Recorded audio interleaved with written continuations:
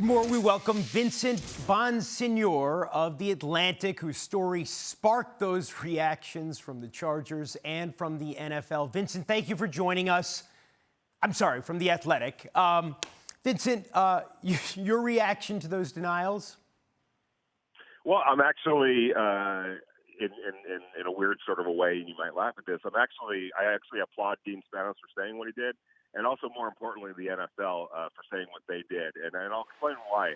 I think from the moment that they arrived in Los Angeles, there's been scuttlebutt and angst. You know, not every owner wanted this to happen. A lot of people wanted those Chargers to remain in San Diego. And from the moment that they arrived in Los Angeles, there's been, is this the right thing to do? And are there other solutions to look at? Almost from the moment that he got here, and I think that that's undercut some of what the Chargers have been trying to do in an inevitable process that was going to unfold. Everyone knew that the Chargers weren't going to walk into Los Angeles and just boldly claim themselves, you know, property of Los Angeles and stand alongside the Lakers and the Dodgers and then the Rams who had just arrived a year before. That was ludicrous to think that that was even going to happen. And so this inevitable process of them forging their way in Los Angeles is unfolding in a way that many predicted and understood and thought was going to happen. So for the hand-wringing and the impulsive and impatient reaction to already starting to look at ways to maybe fix a problem that just needs time to sort out, I think is doing the Chargers a disservice. I think they need the time to just stay in Los Angeles, be committed to it, be understanding of the fact that it's going to take some time, and just be committed to that process. And I think that finally the NFL is saying to Dean Spanos, the Chargers, and everyone else, this is where they're staying. And you know, you have to remember that my story wasn't me saying that there was talk about them going to London or even elsewhere. It's talk that occurs in the NFL, and in my estimation, it's by some of the impulsiveness and impatience that some people in the NFL have after looking at games like what happened on Sunday with the Green Bay Packers and a couple of weeks ago against the Pittsburgh Steelers, where other teams' fans are taking over the stadium on a consistent basis. That was inevitable. It was going to happen, and it's just going to take time for the Chargers to figure their way out in Los Angeles and turn that over. Vincent, let's assume that that this is a possibility. Why does London make sense for the Chargers? Well, I think it makes sense for any team that would be, you know, in need of a new stadium or in need of a new start. Basically, you have all the infrastructure is in place in London. You have a stadium that was just built with NFL specifications, with the help of the NFL. You have political support. You have corporate sponsors. You have a rabid fan base that I think would welcome any team from the NFL with welcome arms. Especially, I think, and let's play this out and say the Chargers did pursue this down the line. I think that they would rebrand.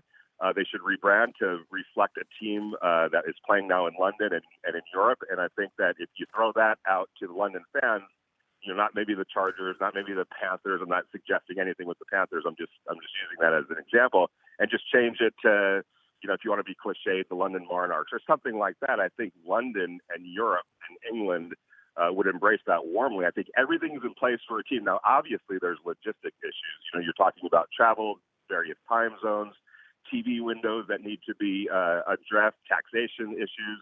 You know, you're talking about two different countries, two different taxes, two different currencies. But I think all of those things are manageable. The NBA has been able to do that. Major League Baseball has been able to do that. European soccer has been able to do that.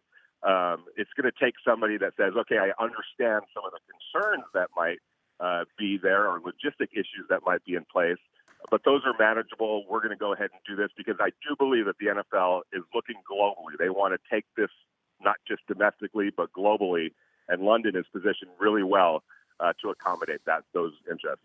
Vincent Bonsignore of The Athletic, thank you for joining us. And we turn now to Gilbert Manzano. He is the Chargers beat writer for the Southern California News Group. Gilbert, obviously, this is a bombshell in that market. What was the reaction? Yeah, it was quite a day yesterday down in Costa Mesa. I think a little bit of a surprise. This London story kind of came out of nowhere. The Chargers just, you know, had a big game against the Packers. They were kind of turning a corner. And then Monday night, this story came out of nowhere that they're going to, you know, move across the pond. So it was a little surprise, but I kind of felt like maybe this story will kind of, will go away after a couple of days because Chargers have always kind of been, in talks about relocation. So I thought, hey, another story, we'll see how it goes. And then you had Dean Spanos, making a statement. He got all the beat reports together 10 minutes before Anthony Lynn, the head coach of the Chargers, spoke, and he just said, hey, I'm going to give you a quote. And it was a really good quote. He just pretty much, shut down. Yeah, it was a memorable quote, a quote you're going to hear for a long time. But I don't know if he had it prepared, but he wanted to say that story was false. It was a load of BS. And then he kind of started going, with F-bombs and just a whole tirade. So that was 30 seconds, and I kind of felt like, me and the other writers were kind of like, what's going on here? We're kind of taken aback. So that was a surprise. And you have a big game on Thursday night against the Raiders, and all we're talking about is Dean Spanos and the F-bombs. Gilbert, let's talk a little bit about the Chargers in San Diego and the viability of the franchise there. We know the Rams were there before. We know they have a fan base even for the 2 decades plus that they were in St. Louis that was still in place when they returned. How difficult is it now for the Chargers to get a foothold in that market? Yeah, it's tough. If you're not the Dodgers or the Lakers, you're going to struggle to kind of compete with the LA market. There's a lot of people here. There's a lot of things to do. So for the Chargers, it's going to be a process, and it's going to be a long-term process, a long-term vision that they have to be committed to. It. You see these games on primetime. You're playing the Steelers, and it's all black and yellow, and there's no blue there. And I know it's not looking right for the Chargers, but they had to know going into this relocation is going to take some time, a decade or two to kind of at least, get their footing. Winning always helps. They won 12 games a year ago, and they started, 2-5, then kind of lost some momentum here and there. But, they have a great marketing team, a great social media team. They're great on Twitter. So, in terms of that, they're really trying to kind of get a footing. But it's going to take some time. And then if you're a Charger fan who has season tickets and you can sell these tickets for $400 or $300 on the secondary market, why not? It's a big profit, and I think that's why you're seeing this kind of this big divide in the crowd and the stands. So, if they're committed and they're gonna, long-term vision, the NFL is a big game. It's a very popular game. It wasn't here for 25 years, and people still love the NFL. So, if you take your time, you market it right, I think eventually they'll get a footing. But for right now, it's not looking like they're making a big of a hole. Yeah, even players are complaining that every game seems to be a road game. Gilbert Manzano of the Southern California News Group, thank you for having joined us. No problem. Thanks for watching ESPN on YouTube. And for more sports highlights and analysis, be sure to download the ESPN app. And for premium content plus live streaming, make sure to subscribe to ESPN Player.